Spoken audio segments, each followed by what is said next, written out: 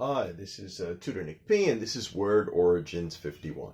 The word origin today is the Big Apple, which is commonly used as a nickname for New York City. So, over the years, I've often had students ask me, why do they call New York City the Big Apple? And at first, to be honest, first times I was asked, I didn't really know for sure. Even though I was born and raised in New York City, I still didn't know for sure.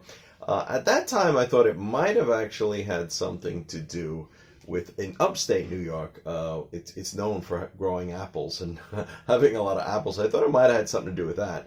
But then, of course, I found out that that is not it because I looked it up eventually.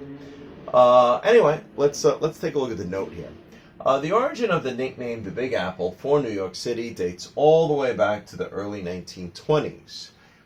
John Fitzgerald, a New York City newspaper reporter, heard two stable hands in New Orleans mentioning they were going to going to the Big Apple in reference to New York City. So, stable hands, they work on horses, especially horses that race. So that's why this happened.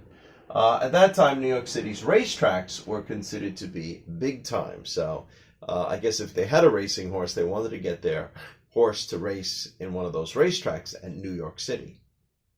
Well, let's continue here. John Fitzgerald often started to refer to New York City in his articles as the Big Apple. So, in some ways, he didn't actually coin it because he heard somebody else said it, but he really kind of popularized it, I guess, because he started using it in articles and then it probably caught on a bit. All right, but there's actually more to the story because I remember when I first looked it up, I first heard this story. I heard the one about the jazz musician. So let's continue here. In the 1930s, jazz musicians also started to use this term because they thought New York City clubs were big leagues. So they also thought New York City had some of the best jazz clubs in the world for jazz. However, there are some stories that claim jazz musicians referred to gigs as apples. Remember, if they were able to get a booking to play their music, that's a gig. And they referred to gigs as apples. And if they were lucky enough to get a booking in New York City, that was considered to be the Big Apple. So in New York City, they're Big Apples. However, there are some stories that claim musicians were referred to gigs as apples. And a gig in New York City was the Big Apple. So they were lucky to get that.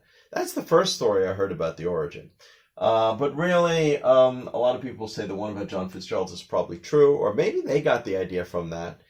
Maybe they did claim gigs were apples as well. But anyway, here's two stories which both claim that maybe this is the origin or the start of the term the Big Apple.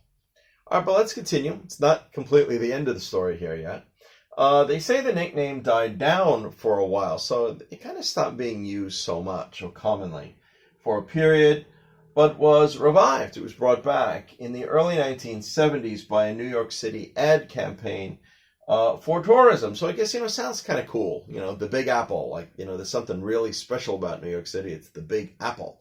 The nickname has stuck ever since. Yeah, and I could remember, not the New York Yankees, but there's another baseball team called the New York Mets. Every time somebody hit a home run, or especially if a Met hit a home run, they used to have this big mechanical apple that used to come up too. So it's kind of stuck since that time. So you often hear people refer to they're going to the Big Apple, or somebody is from the Big Apple, meaning New York City. Okay. Anyway, I hope you got it. I hope it's clear. Thank you for your time. Bye-bye.